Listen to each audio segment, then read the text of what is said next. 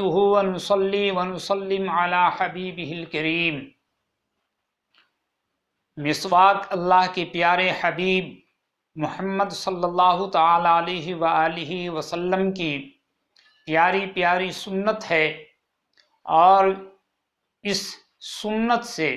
بندے کا منہ صاف ہوتا ہے،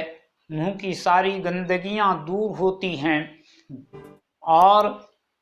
بندے کا دانت مضبوط ہوتا ہے۔ دانت کی جتنی بھی بیماریاں ہیں وہ ساری بیماریاں ان سے ختم ہو جاتی ہیں۔ گندہ دہنی، منہ سے بدبو آنا، دانت کا کمزور ہونا، یا اسی طرح سے دیگر اور امراض، خون پیپ وغیرہ دانت سے آنا، یہ ساری تکلیفیں دانت کی مسواک کے سبب دور ہوتی ہیں۔ اللہ کے پیارے حبیب صلی اللہ تعالی علیہ وسلم نے ایک حدیث میں ارشاد فرمایا کہ مسواک بندے کی منہ کی صفائی کا آلہ ہے، ذریعہ ہے، اور خدا کے حضور اس کی رضا اور خوشنودی کے حصول کا سبب ہے۔ یعنی دانت سے، مسواک سے یہ ساری بیماریاں دور ہوتی ہیں، بندے کا منہ صاف ہوتا ہے، اور اس مسواک کے ذریعے رب تبارک و تعالی کی رضا اور خوشنودی بھی حاصل ہوتی ہے۔ اللہ کے رسول صلی اللہ تعالی علیہ وآلہ وسلم کے بارے میں حضرت عائشہ صدیقہ رضی اللہ تعالی عنہا سے مروی ہے کہ حضور صلی اللہ تعالی علیہ وآلہ وسلم باہر سے جب گھر میں تشریف لاتے تو سب سے پہلا کام مسواک کرنا ہوتا، یعنی گھر میں آنے کے بعد حضور اکرم صلی اللہ تعالی علیہ وسلم سب سے پہلے مسواک فرمایا کرتے تھے۔ ایک حدیث میں ہے کہ اللہ کے رسول صلی اللہ علیہ وسلم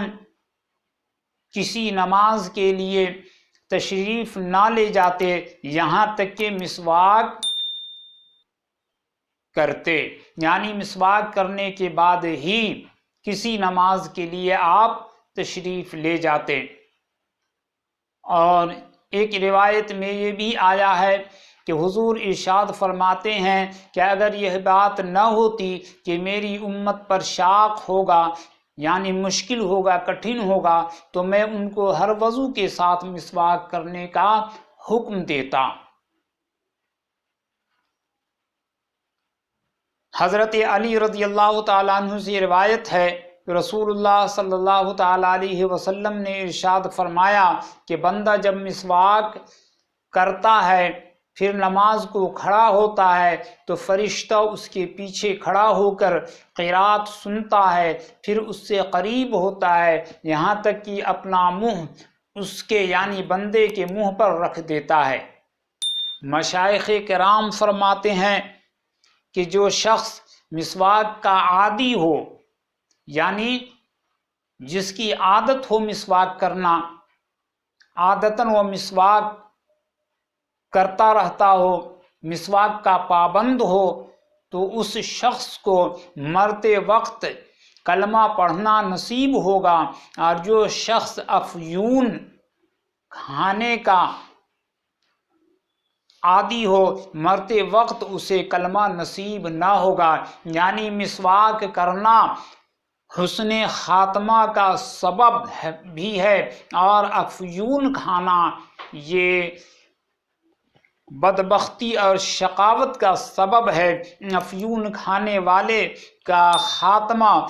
کفر پر ہوگا، یعنی اسے مرتے وقت کلمہ نصیب نہ ہوگا۔ تو میرے دوستو، یہ مسواک شریف جو ایک بہترین سنت ہے اللہ کے پیارے حبیب صلی اللہ علیہ وسلم کی، اور اس سے بے شمار دینی و دنیاوی فائدے ہم انسانوں کو حاصل ہوتے ہیں۔ اس لیے ہمیں چاہیے کہ ہم مسواک کی پابندی کریں، اور مسواک کریں کس طرح، اس کا کیا طریقہ ہے؟ کیا ہم یوں ہی کوئی چیز کی لکڑی، کسی درخت کی لکڑی اٹھائیں اور جیسے تیسے منہ میں گھما لیں؟ نہیں، بلکہ اس کا ایک طریقہ ہے۔ طریقہ یہ ہے کہ مان لیجئے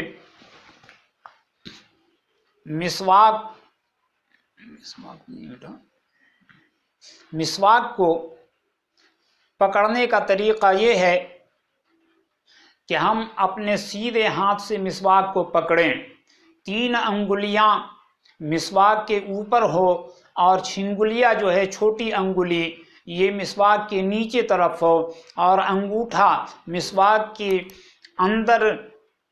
کی طرف یعنی منہ کی طرف جو حصہ ہے اس حصے پر انگوٹھا ہو، اور اس طرح سے پہلے دانت کے داہنی طرف کے اوپر والے حصے پر 3 مرتبہ مسواک کریں، اور اس کے بعد پھر بائیں طرف کے اوپر والے حصے پر مسواک کریں، اس کے بعد پھر داہنی طرف کے نیچے والے حصے پر مسواک کریں، اور اس کے بعد پھر بائیں طرف کے نیچے والے حصے پر مسواک کریں، اور اس کے بعد اچھے ڈھنگ سے ہم کلی کریں، کلی کر کے منہ کو صاف کریں۔ اور اس کے لیے یہ بھی ضروری ہے کہ مسواک کے لیے کسی میٹھے درخت، میٹھے پھل والے درخت کی لکڑی نہ ہو، بلکہ مسواک یا تو پیلو کے درخت کی ہو، یا زیتون کی ہو، یا نیم کی لکڑی ہو، یعنی کڑوے درخت کی لکڑی کا مسواک لیں، میٹھے پھلوں والے درخت کی لکڑی کا مسواک نہ بنائیں۔ اور اسی طرح سے مسواک زیادہ سے زیادہ 1 بالشت ہو، کہ 1 بالشت سے زیادہ نہیں ہونی چاہیے، کہ ایک روایت میں یہ ہے کہ مسواک 1 بالشت سے جتنا حصہ زیادہ ہوتا ہے اس حصے پر، مسواک کے اس حصے پر شیطان بیٹھتا ہے، لہٰذا 1 بالشت کے برابر مسواک کی لمبائی ہو، اور اس کی موٹائی بھی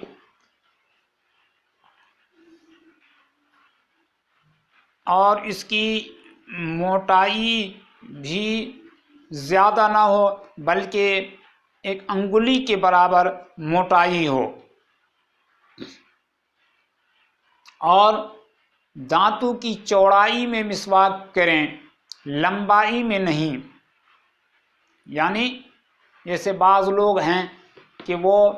اس طرح سے اوپر نیچے یہ کرتے ہیں، تو یہ چوڑائی میں مسواک کرنے کی اجازت نہیں ہے، بلکہ دانتوں کی لمبائی میں کرنے کی اجازت نہیں، بلکہ چوڑائی میں اس طرح سے کرنے کی اجازت، اس طرح کرنے کا حکم ہے۔ چوڑائی میں مسوڑا زخمی ہونے کا ڈر ہے، اس لیے چوڑائی میں مسواک کرنے کی ممانعت کی گئی ہے۔ اسی طرح سے جب مسواک کرنا ہو تو مسواک کو پہلے دھو لینا چاہیے، کیوں کہ اس سے بہت سارے جراثیم وغیرہ، یا مان لیجیے کوئی کیڑا مکوڑا وغیرہ مسواک پر اگر چلا ہو تو اس کے سبب کچھ جراثیم وغیرہ بھی منہ کے اندر جا سکتا ہے، اس لیے اس کو دور کرنے کے لیے مسواک کرنے سے پہلے اسے اچھی طرح دھو لیں، یوں ہی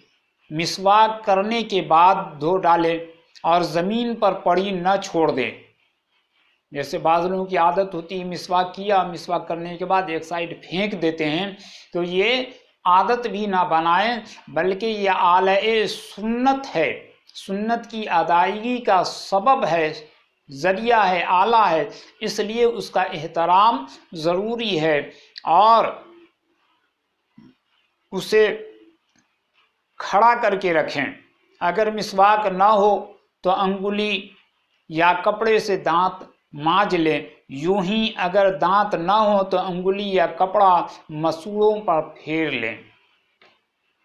تو میرے دوستو، اس سے ہمارے دانت ہر طرح کی کے امراض اور بیماریوں سے محفوظ رہیں گے، اور اس سے مسواک سے جو احادیث پاک میں آیا ہے، میں نے کچھ باتیں آپ کو بیان کر دی، اور اللہ کے رسول صلی اللہ علیہ وسلم نے ارشاد فرمایا کہ اس میں 10 خوبیاں ہیں۔ منہ کو صاف کرتی ہے، مولا تعالیٰ کے نزدیک پسندیدہ ہے، فرشتوں کے لیے موجب فرحت یعنی خوشی ہے، نگاہ کو روشن کرتی ہے، مسواک کرنے سے نگاہ بھی، آنکھوں کی روشنی بھی تیز ہوتی ہے، دانتوں کو صاف رکھتی ہے، مسوڑوں کو مضبوط کرتی ہے، دانتوں کی زردی کو، پیلے پن کو دور کرتی ہے، کھانے کو ہضم کرتی ہے، بلغم کو نکالتی ہے، منہ کی بو کو پاکیزہ کرتی ہے، وضو کی ابتدا میں مسواک کرنا مسنون ہے، اس لیے اس سنت کو ضرور اپنائیں۔ مولا تعالی ہم سب کو اس اعلی سنت کو اپنانے کی توفیق عطا فرمائیں۔ ساتھ میں آپ سے گزارش کروں گا کہ اگر آپ کو ہماری یہ ویڈیو پسند آئے تو آپ ہماری اس ویڈیو کو لائک اور شیئر کریں، ہمارے چینل کو سبسکرائب کریں اور بیل آئیکن کا بٹن دبائیں تاکہ آپ کو ہماری ہر آنے والی ویڈیو کا نوٹیفیکیشن ملتا رہے۔ ساتھ ہی اپنی رائے کامنٹ میں ضرور لکھیں تاکہ ہم اپنی خدمات اچھے ڈھنگ سے انجام دے سکیں۔ السلام علیکم ورحمۃ اللہ وبرکاتہ۔